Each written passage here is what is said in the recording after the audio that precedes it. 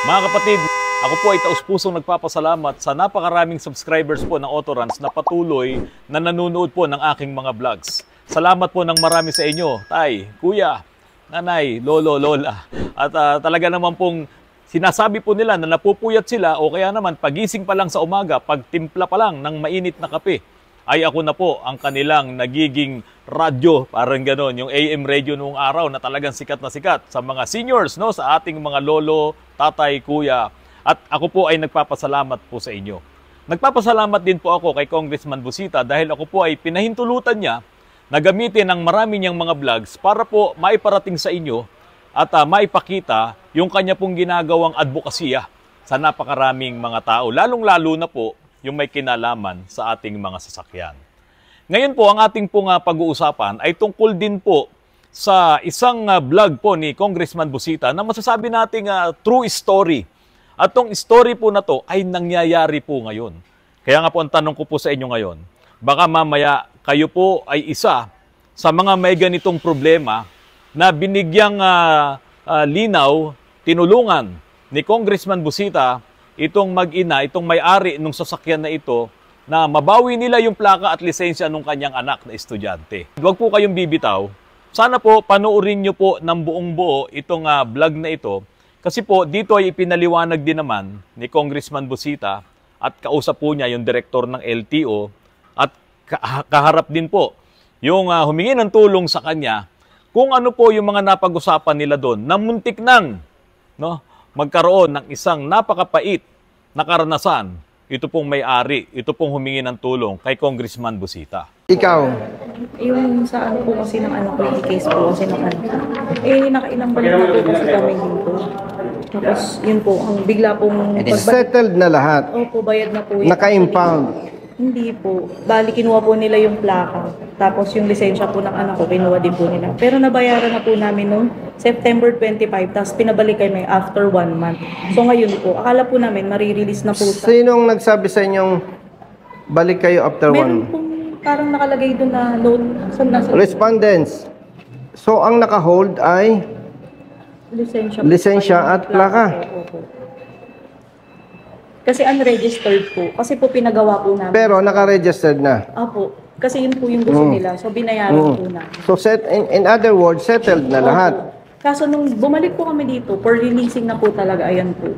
Pag-akit po namin sa 3rd floor, yung warrant, ang sabi po sa amin, ay kailangan yung humingiin ng mga deed of sale nung unang owner. Kasi nabili lang po namin second hand po.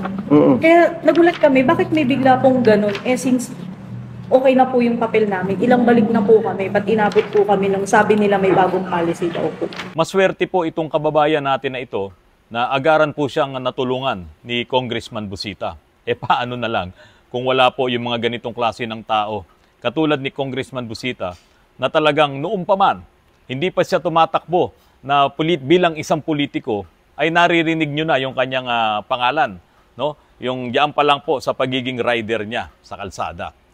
Sino kausap mo? Brother, good afternoon. Brother, ikaw ang kausap nito? Nahuli daw ang anak niya. Confiscated yung plate number and license. Settled na. Anong dahilan? Bakit hindi ma-release? Kasi namin, sir, is nakaano po sa pati niya po ng papel kanina. Ito po yung video. Ang nakapangalan po kasi siya, sir, sa Nestle Philippines. O sige. Anong policy? Hinihingan po namin sila deed of sale from Nestle Philippines to Pahingi ng policy written. ano po sa kanina. Sabi po, sir. Hindi, labas mo. Inuutosan na po. Hindi pwede inutusan. Ilabas nyo. Hindi pwede yung kwento. Kasi pag kwento, mag-away tayo niyan. O, kung may written policy, okay lang. Pag wala, tapos pinilit nyo yung gusto ninyo, hindi ako magpipilit. Pero sa ombudsman kayo mag-explain. Pagka kapatid may ini-implement, hindi pwedeng verbal. Dapat may written order, may policy, may batas.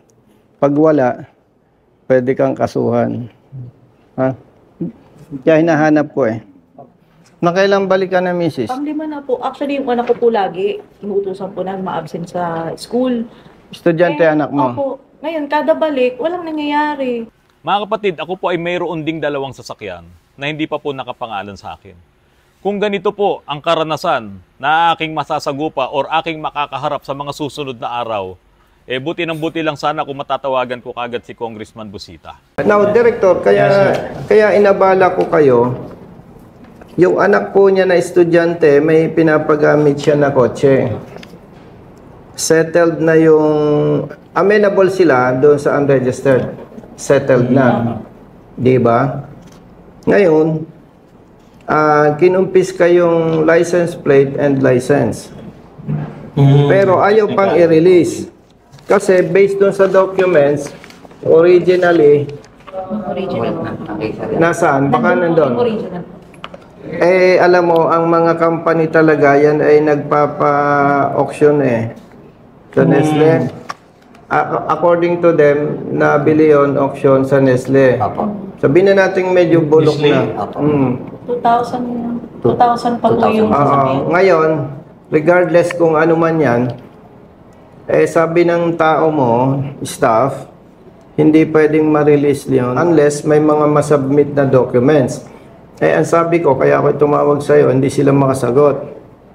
Kung merong written order, policy, directive, memorandum, respetuhin natin yan. Pero kung wala, with respect sa office mo, gusto ko na i-request ma-release.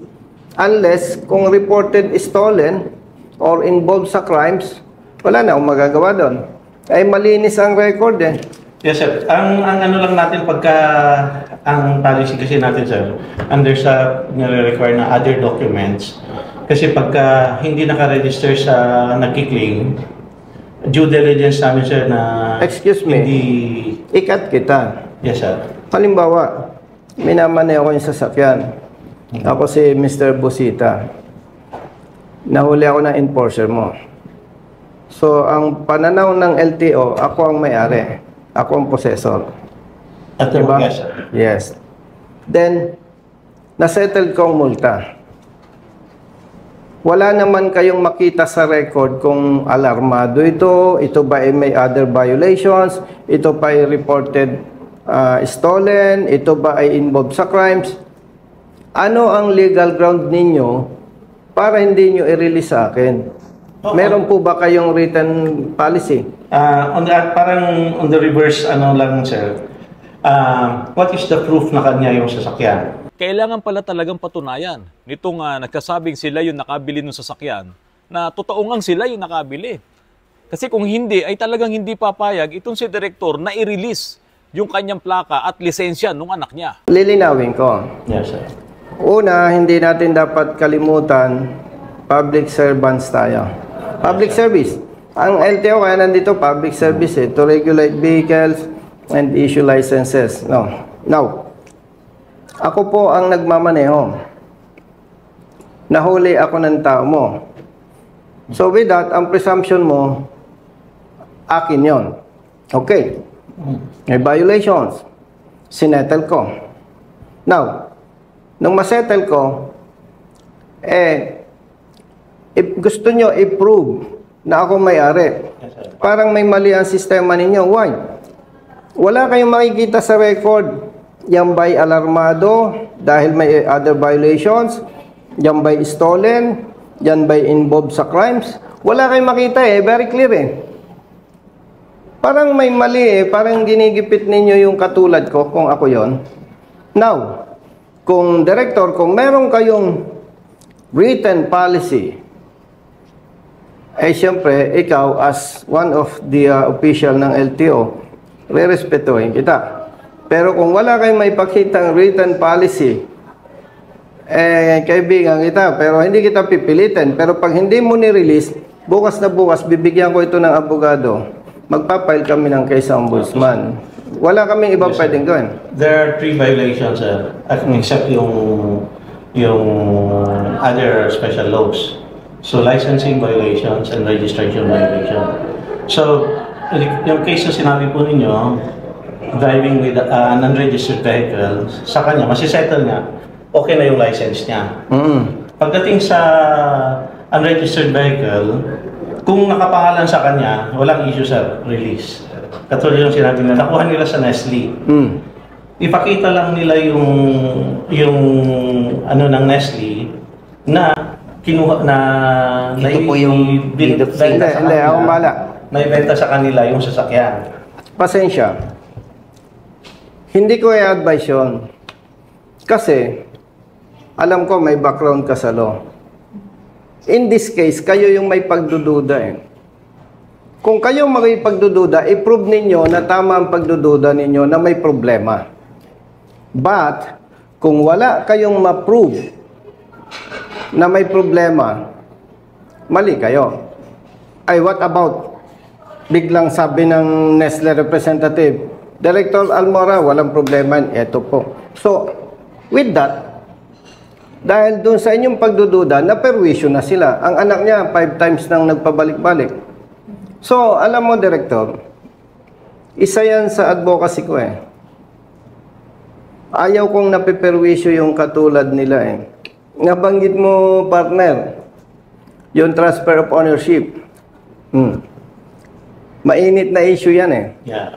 Di ba may existing... Di ba may lumibas na memo? May memo po kami based doon sa anti-carnapping. Which, No. doon sa anti-carnapping, although motorcycle yung sinabi niya, inano natin na yun pa rin kahit sa MB, it has to be, the ownership must be transferred and the transfer of ownership must be reported to LTO within a specified period of time. Ito ay nahuli kasi nga nag-violate, unregistered, pinagmulta. Ngayon, nung babawiin na, ay kailangan daw ipakita yung katunayan na siya nga yung possessor o yung nakabili ng sasakyan na yon. Nabanggit mo din lang itong transfer of ownership. At tayo naman, magkaibigan, sabihin mo kung mali ako. May problema sa transfer of ownership. Maraming sasakyan, Director. 5 times, 7 times nang nabenta. Hindi pa nasalin. Tama po ba? Yes, sir. Ngayon, hindi ko naman biniblame yung anybody from the LTO. Pag sinuri nating mabuti, Director, yung problema, ang ugat ng problema, LTO. Why? One, alam ko, hindi mo itatanggi yan. Maaring wala ka pa sa LTO noon, pero maraming dekada ang nakalipas. Kahit walang alam, basta may pera, nagkakalisensya. Huwag mo nang aminin, huwag mo nang itanggi, kasi syempre, LTO ka. Pero alam ng taong bayan yan. So with that, na may nagkakalisensya na walang alam, hindi dumaan sa seminar, hindi sila na-inform, pag bumili ka ng sasakyan, o nagbenta ka ng sasakyan, itong mga requirements. Talo na doon yung mga motorista. Now, nandyan na yung problema. Huwag na tayong magsisihan. Alam mo, Director, lumaki ang problema dyan kasi hindi na-address ng LTO. Isa-isahin ko sa'yo. Isa sa mga nagiging experience po ng mga car owners, pag pumunta sa LTO, Sir, tatransfer ko ng ownership. Makikita ng tao mo, Mr. Busita, expired itong attached photocopy ng ID ng vendor. Hindi tatanggapin. Sabi nung nagtatransfer ng ownership, Sir, hindi ko na alam kung saan ko makikita yung vendor na yan. Walang maibigay na advice ang LTO. Ano ang gagawin ko? Isa pa lang yan. Number 2, Sir, yung signature ng vendor parang iba dito sa ID. Bakit po nangyayari yan? Hindi naman lahat ng may sasakyan professional at nag-aral. Pwedeng ang perma mo ngayon ganito, baka next month din mo na ma-recall, Director. So kung basta pumirma ka na lang, i-require ng LTO, isama mo dito yung vendor. Sir, hindi ko na mahanap yan. Dati kong katrabaho, umuwi na ng Mindanao. Ano pa? Confirmation ng registration. Hindi ko alam, Director, kung alam mo. Pag nag-asikaso ko ng transfer of ownership at ang mother file ay nasa Davao, nandito ako sa Quezon City, sasabihin po ng tao mo, Sir, for confirmation pa ito. Hindi nakukuha ng 1 week, 1 month, 2 months. Hindi naman ako babalik-balik para sa confirmation. So sa punto na yun, Director, with all due respect, kasi hindi mo naman area of concern to. Problema ng LTO yun. Mabagal sa confirmation. Ano pa? Lumabas yung confirmation after 1 month. Balik ako sa LTO, sir, okay na po, may confirmation na po, sabi ng staff mo. O ito, sir, expired ang HPG clearance mo. Director, sa maliit na manggagawa, yung 300 pesos HPG clearance o kung magkano amount, hindi ganun kadali. Eksakto eh. Banggit mo din lang yung transfer of ownership eh. Assume ng balance. Hindi naman nag-lecture ang LTO. Pag kayo ay bibili ng sasakyan na hulugan, nag-assume kayo ng balance, hindi nyo marireceive yung original ORCR. Tama po ba? Nasa financial company o financing company. Eksakto. Di halimbawa, Director, in-assume ko yung sasakyan mo. In good faith, nagtutuloy ako ng bayad. Kasi ang arrangement natin, gano'n eh. Natapos ko na yung bayaran. Hindi pa napaialam sa financing company. Yes. Tapos, Director, natapos ko na yung bayad. Ay ordinaryo akong manggagawa, dati kitang katrabaho, hindi na kita malocate. Wala ngayon akong authority na ma-pull out yung original ORCR. So, matatransfer ko ba ang ownership? Wala, hindi. Hindi ko matatransfer. Saka hindi ka ang owner. Yes. Nagbayad ka, pero in the name of yung tao. So, Yes. siya pa rin yung... So, based on document, yung binilhan ko pa rin ang first owner. So, may problema ako. Hindi na advice ng LTO sa akin yun. True seminar. Ano pa, Director? Yung binilhan ko, namatay na. Tapos, may lacking document. So, hindi ko na pwedeng i-produce yung may-ari. Director, hindi ako na-advise ng LTO. Mag-ingat kayo pag bumili ka ng sasakyan. Bakit po? May nabibili.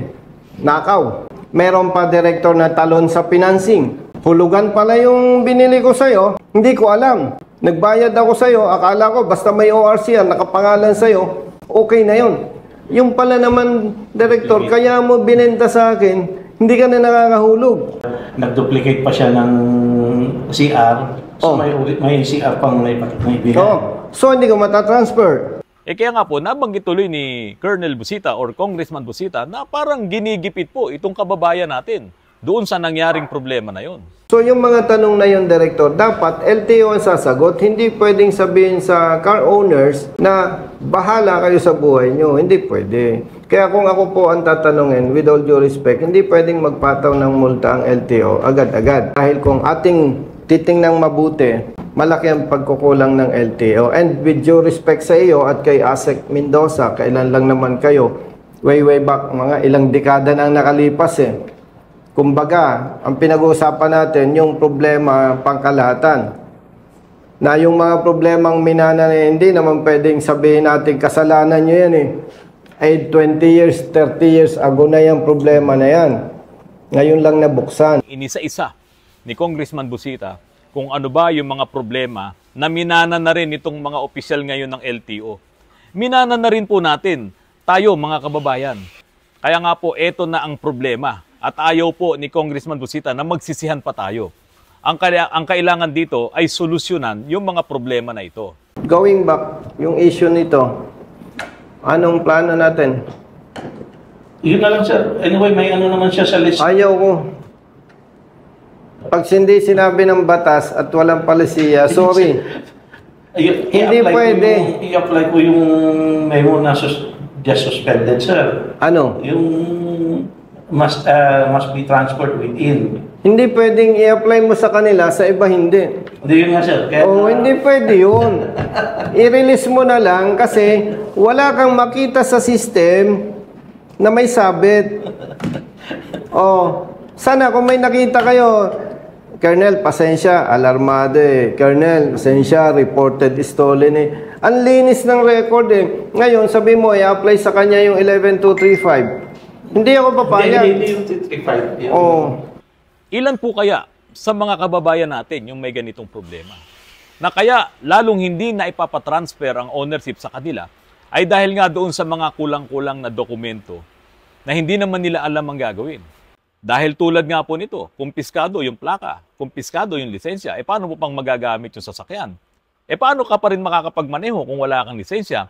Dahil lamang doon sa wala kang hawak na deed of sale nung sasakyan na nabili mo. Yun ang naging kaso, yun ang naging problema. Di ba napakabigat nun? Kung iisipin mo, pwedeng, sige, wag na lang nating ituloy yung sasakyan na yan, paano yung lisensya mo? So marami pong nangyayari ngayon na ganito ang kanilang mga sitwasyon. So kayo po ba ay may ganito ring problema? Director, hindi kita inaabuso tungkol dyan. Ang gusto ko lang, may basis tayo, legally. Director, walang... Sige. Release order to transact the transfer of ownership. So, legally, ipaparelease ni Director yung plaka at saka lisensya. Pero, bantayan natin yung ilalabas nilang memorandum patungkol dito sa transfer of ownership. Ready po kami ron. O, dapat naman. Ano, na-renew na nga, ano? Opo, sir. So, settled na. Yung ano namin lang, yung the current owner is directed to partial transfer of ownership. Magsasubmit sila. Then, okay. Ano naman ito for Hindi, tsaka tama naman ilagay mo dyan eh. Di ba? Hindi mo naman pwedeng i-release mo ng walang condition or instruction, di ba? Mate-technical tayo dyan eh. But then, hintayin pa rin namin yung memo kung anong magiging guidelines ng LTO. Busina ni Busita to the rescue. Natulungan yung humingi sa kanya ng tulong. Itong babae na nakita nyo sa video. At siyempre, pati yung anak niya na ibalik ang lisensya, pati yung plaka ng sasakyan. At ngayon ay nagagamit na nila yung kanilang biniling sasakyan diyan sa kumpanyang nabanggit. Sa tingin po ba natin ay tama ang ginawa ni Congressman Busita? Or baka naman pinagbigyan lang siya nung direktor ng LTO? Okay. Ngayon, mga kapatid, paano yung maraming mga kababayan natin na hindi naman talaga kayang matulungan ni Congressman Busita? Kaya po, narito yung video. Ngayon, halimbawa, lumipas ang ilang linggo. Itong mismo, yung may-ari ng sasakyan na to, lumipas pa ang ilang linggo. Pagkatapos, nakuha na niya yung plaka at lisensya ng kanyang anak. Nawala naman siyang naipakitang deed of sale. Ano ang himalang nangyari doon? Mga kapatid, sana po, himay-himayin natin yung mga ganitong klaseng video dahil ito po ang makakatulong sa atin pagdating ng panahon. Ngayon, kung talagang wala ng pag-asa yung mga sasakyan natin dahil posibleng may problema, may kaso, no, may nagreklamo na iyan ay karnap, no, mas maganda i-report nyo. Kung napansin nyo ganun, i-report nyo na, i-surrender nyo na yan sa LTO para hanggat maaari mabawasan yung mga sasakyan na may ganyang kaso at hindi na po madama yung ibang mga sasakyan na legal naman ang kanilang mga dokumento. Mga kapatid, magandang gabi po. At maraming salamat po sa inyong lahat. Salamat po sa oras. Balik lang ako sa... Inabala kita, sabihin mo sa staff. Pasensya na. No problem. Masalamat tayo. Sige po. Sige po. Maraming salamat. Okay na. Sige po. Okay. Yung plaka nila, saan i-claim? Director, picture daw, mabilis lang. Dito ka, Director. Sa gitna. Dito ka. Basta ibuto ninyo Yes, yan. in this case talaga. Yung nasa gitna natin. Kasi na po. Thumbs up po, thumbs up.